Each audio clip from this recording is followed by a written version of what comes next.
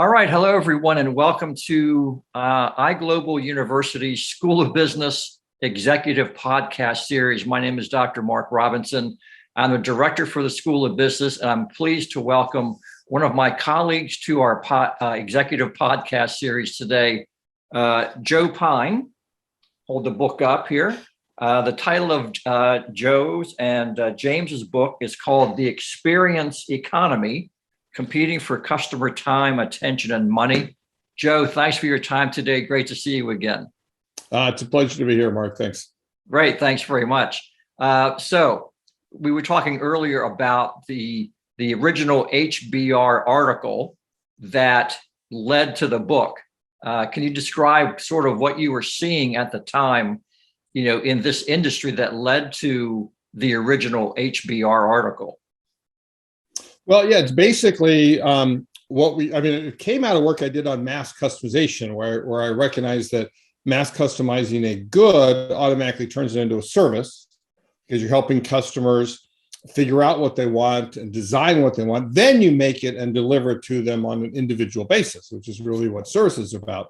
And then realize, well, then what does mass customization turn a service into? And the answer was an experience. If you design a service that is so appropriate for a particular person, exactly the service that they need at this moment in time, you can't help but make them go, wow, and turn it into a memorable event, turn it into an experience. So that was actually in the early to mid 1990s that I realized that. My first book on mass customization came out in late 92. And so then I realized, if that's true, well, then experiences are a distinct economic offering, as distinct from services as services are from goods. And so that means you'd have an economy based off of experiences. So the core framework in the HBR article and in the book we call the progression of economic value, that actually starts with the agrarian economy based off commodities. Then you had the industrial economy based off goods, then the service economy. And today we're in an experience economy where experiences have become the predominant economic offering, what consumers and increasingly business people are looking for. Right. And if the company does not have an experience, right, they're just then selling and marketing goods and services. Right. Well, what happens is that particularly because of the shift in the experience economy, is that goods and services are being commoditized. And that's what happens when you don't shift up, is that they're treated like a commodity where people don't care who makes them.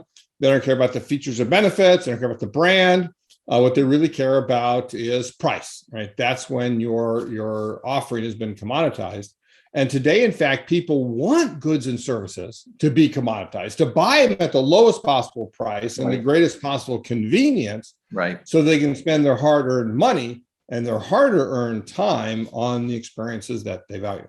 Right. And it sounds like if you don't have an experience economy or experience idea to add, you are just sort of going along with the rest of the industry, not differentiating yourself. Exactly.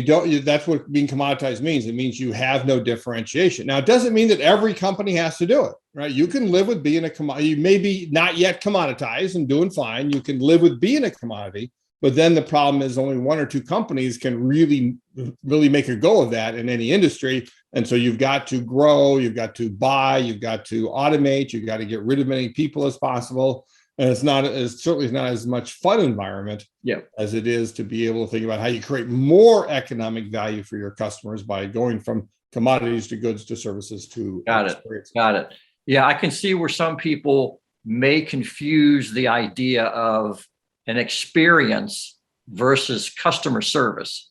Can you explain the difference to those who may not be familiar with the term? Yeah, there's two core differences I would talk about between service and experience. Right. So one is time well saved. Services is about time well saved. It's about buying things again that save my time so I can spend them on the experiences, doing things better than I can do them myself, taking them over, like changing the oil in your car, dry cleaning your clothes, contactless delivery of your groceries, right, and so forth.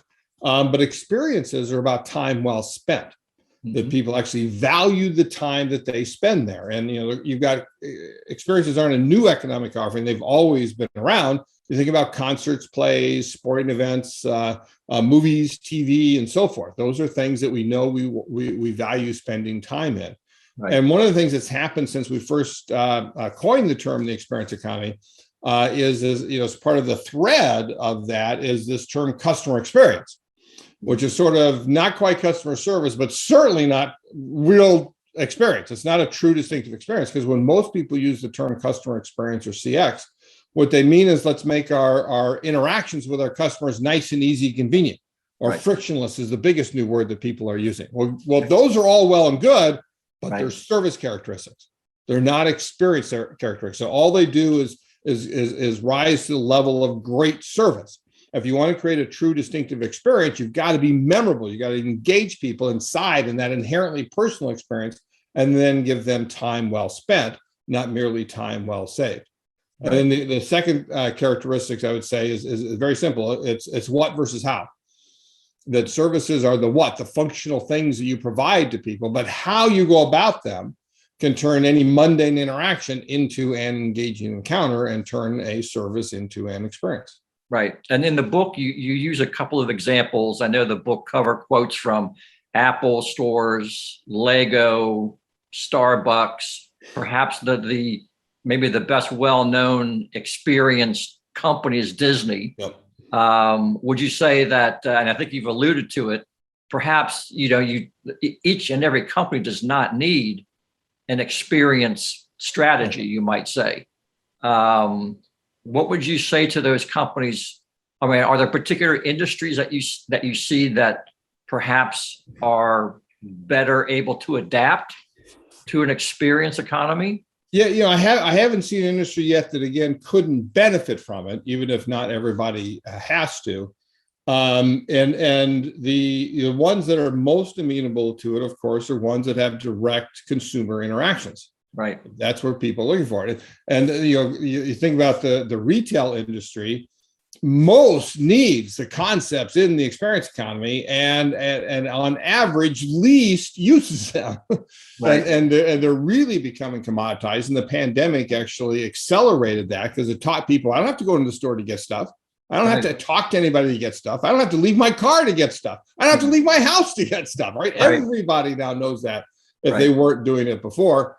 And people value experiences over stuff. So you've got to create a strategy that allows you to go beyond just the functional things that we provide, those what's, into how you go about doing it and how you engage people. And again, that's the key word. It's about engaging people. And any experience strategy needs to have that as its core. What's our engagement strategy? How are we going to engage customers? Right. But you can do it for B2B businesses. You can think about it also in terms of employees and students and beneficiaries. Anybody, any set of people, because experiences are all about the human beings that have them.